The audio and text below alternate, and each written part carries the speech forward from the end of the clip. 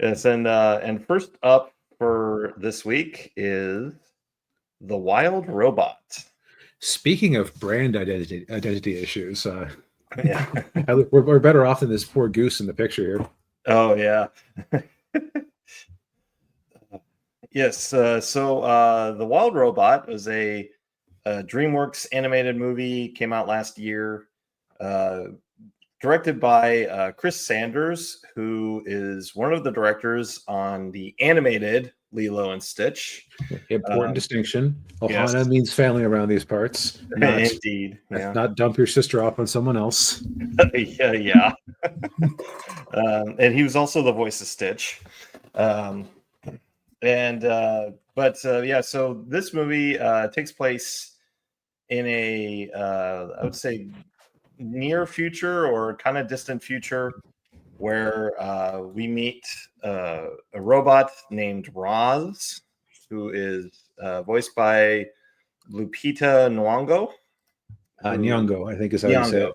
Okay, thank you. Nyong'o. And For those of you who, if the name sounds familiar, she played Maz Kanata in the Star Wars sequel trilogy. She was also I can't remember the name of her Uh, character in Black Panther. she was the love interest in Black Panther. Right, yeah, she was love interest in Black Panther, and she's been in a few other things as well. But yeah, so Roz is shipwrecked on this island, which looks like, I want to say, kind of up in your neck of the woods, DB, like in the Pacific Northwest. I was thinking it kind of looked like mine, and then I looked at it a bit closer. There was actually one culprit in the various cast of animals that meant it couldn't be in my area. Uh, Oh, okay. it was the alligator gar, which is a type of fish that's now mostly found in the southeast, but historically ranged all the way up to Canada on the east coast, like Mississippi Basin and all that. Oh, okay.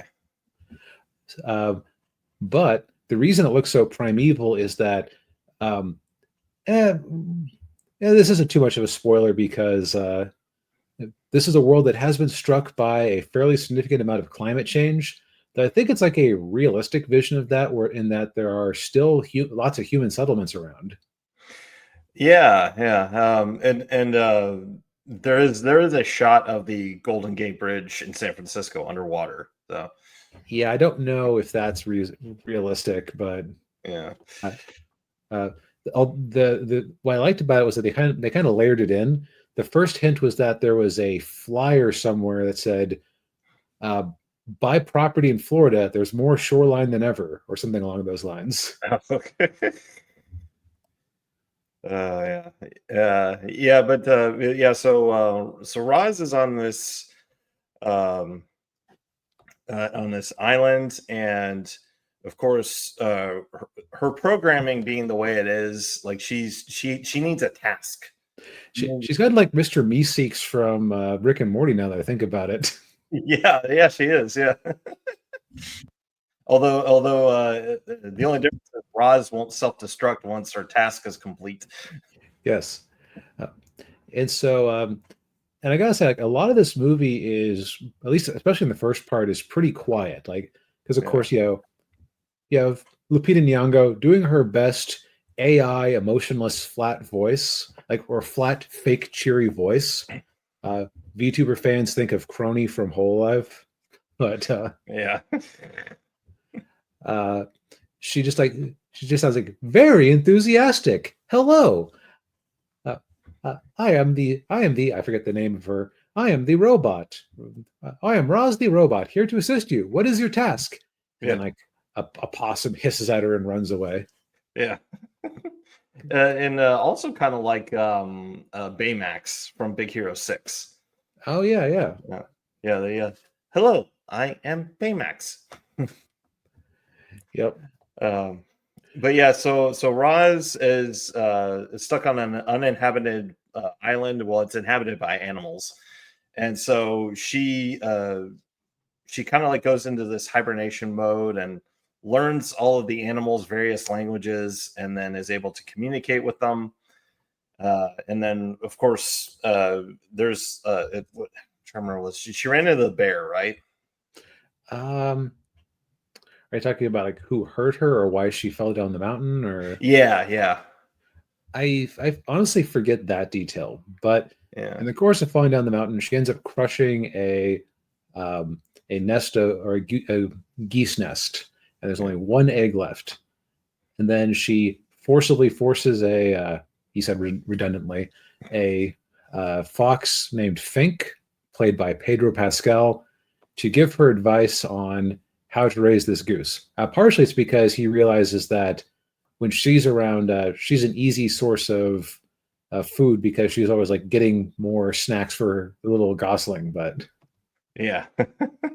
Well, I mean, he's a fox, so he's treacherous and sneaky yeah, and a liar. you know, but so this movie is very simple, which befits a kids movie. Yeah. I almost first want to talk about the visual presentation because the animation in this thing is just gorgeous. Yeah, it is. Yeah. And it doesn't feel like a like CGI animation. It actually looks pretty photorealistic in places. And yet, like all the characters are caricatured and they have very cartoony movements. And also they've just designed Baymax very well for what they need her to do in this movie. Oh, you mean Roz? Rods. See, you got me thinking. Anyways, Sorry. you threw me off. Anyways, they got Roz very well animated. Like one scene, she's trying to climb up a mountain. She sees a crab start doing it, so she starts imitating the crab. Yeah. She's not technically expressive, but you can always tell what she's feeling, even though she doesn't. She shouldn't technically have feelings for most of the movie, but Yeah. you can still tell. Oh yeah. Yeah.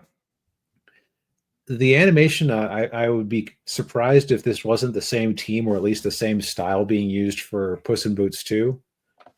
Probably. It reminded me of that, but without any of the low frame moments that you usually get for this type of Into the Spider-Verse CGI pretending to be regular animation style. Yeah. No, it's very it's really smooth. I mean, and yeah, it captures all of the expressions and everything very well. Yeah, DreamWorks has come a long way since the Shrek movies. Oh yeah. Yeah.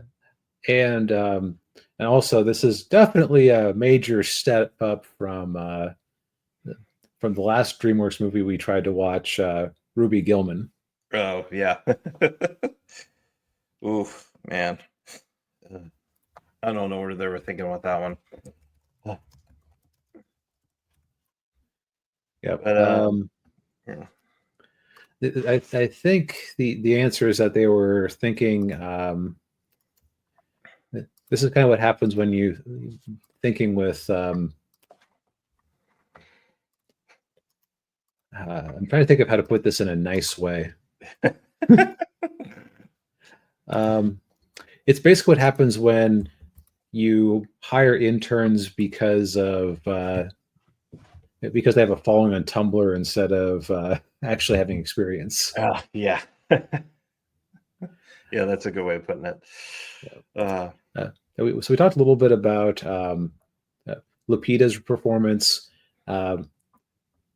You have Pedro Pascal. He actually is very well suited to this type of voice acting. Yeah, yeah. I'm trying to think. Well, the only other voice acting I can think of that he's done was The Mandalorian. Right, which I'd put an asterisk on that one. Yeah, yeah. But yeah, no, I thought he was decent in this movie. Yeah, which of course, the man is everywhere these days. You can't get away from him. Yeah.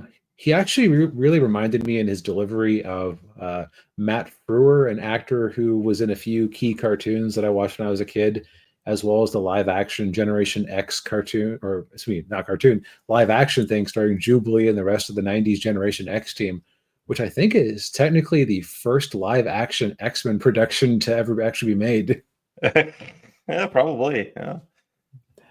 I would be curious to look that up sometime just to see how badly it's aged. I remember liking it at the time, but at the time I was an idiot, so Mhm. and I was probably just impressed by the fact that it was a reasonable approximation of the comics. Mm. That's neither here nor there. There's a lot of other major actors here. You have Mark Hamill as the bear. Yeah. Ving Rhames plays a hawk. Yeah, you got Catherine O'Hara as the possum, mother possum. Yep, and Yeah. she's a lot of fun as always. Yeah. Um, but the what's interesting about this one is that all of the reviews I saw of this last year Yeah. gave me the impression that the movie was only like the first half to 2/3 of the movie. Yeah. And it would make sense because oh, I'm raising this goose, and I have to train this goose to fly so he can join the migration, or else he'll die. And it's about like parenthood, about death. Yeah. A reviewer I watched last year said this would be a good one to show your kids to introduce them to the concept of death. Mm. Yeah, I could see that. Yeah. Yeah, and yeah, it's definitely heartwarming in a lot of places. And we were talking before the show that this movie kind of reminded me of Avatar. Especially in the part of the movie that I didn't know existed, where Yeah. so I kind of thought the movie was only going to be her teaching this little goose how to fly. By the way, Kit Connor voices Brett Bill the Goose, who very amusing because early on he's been socialized by a robot, so he just talks like a complete weirdo. Yeah. Well, the part I liked was when he's that age, when he's a little goose, and he's he's like if you've ever been around like 2 or 3 year olds, like they Mhm. repeat everything you say, Yep. and so he does that. He just repeats everything that he hears. Yep. Um, The last half of the movie I could see being a little upsetting for very small kids, yeah, just because it does get kind of violent, and there is like some there was one scene that kind of even gets me a little misty eyed now as I'm thinking about it, where it looked like bad things had happened to Roz, and uh, Bright Bill had very much a oh no, was the last thing I said to her yelling at her type moment, yeah, yeah, which wasn't exactly what happened, but like the same sort of emotion. yeah, yeah. But but yeah, I would say that this has hit Netflix. I wish I'd seen it in theaters. And Mhm. apparently, DreamWorks has been renting out a bunch of Tuesday and Wednesday screenings for a lot of their more recent movies all summer. Although for some reason I didn't see Ruby Gillman on that list. I wonder why. I wonder why. Yeah. So if you're inclined to go to the theaters, there will be another chance for this one. We're not going to spoil it just because this is already a pretty simple story. Yeah. Although just mentioning Avatar, you wait, that Dances with Wolves with a fox and a goose? Yes, exactly. Yes. And hey, Edwin, good to see you, man. Ed, Um, but yeah, yeah, I definitely recommend this movie. Yeah, yeah. yeah, and yeah, I'm just going to quickly append something on here. This is one that I in fact don't recommend, but it's not going to be. I'm not going to go into it as much as I did with our other failed review of Ishtar. yeah. Um, this can either be appended to the start of the next review or put at the end of the Wild Robot. So, Daniel, Okay, this is your choice. okay. Okay, so we tried to watch Novocaine, but which I mean, I tried to watch Novocaine, and I got 15 minutes into it, and um, so the basic premise of this movie is that you have a guy who has a genetic disorder where he literally cannot feel pain, and he Mm, lives a very hyper paranoid lifestyle. Like, he doesn't eat liquid or solid foods because he might bite off his tongue. Everything around him has rounded edges attached to it. He's always very paranoid. mm, And I had heard this one was hard to watch because they're very realistic about the injuries he takes. Like, he spills coffee on his hand and he's just horribly burned. But like Uh, it's just weird watching him no sell it. wow. And it's just like it was so uncomfortable to watch him exist before the action scenes started. Yeah, I can see that. Yeah.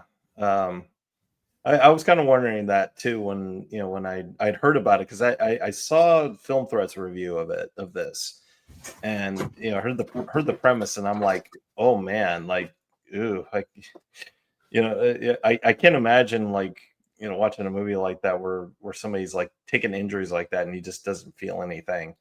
Although there Right. was a one of the Pierce Brosnan James Bond movies had a villain that was like that, where he couldn't Yeah. feel any pain at all. See, it wasn't GoldenEye. What was it? Was The World Is Not Uh, Enough? yeah, the world is not enough. Yeah, that's one. Yeah, But so like and it's sad because it seemed like a well-made movie.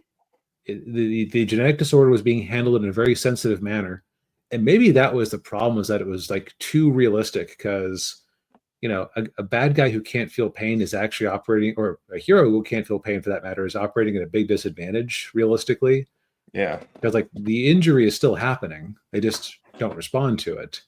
yeah, um, but it was just too much. yeah, yeah. I can see that. Yeah.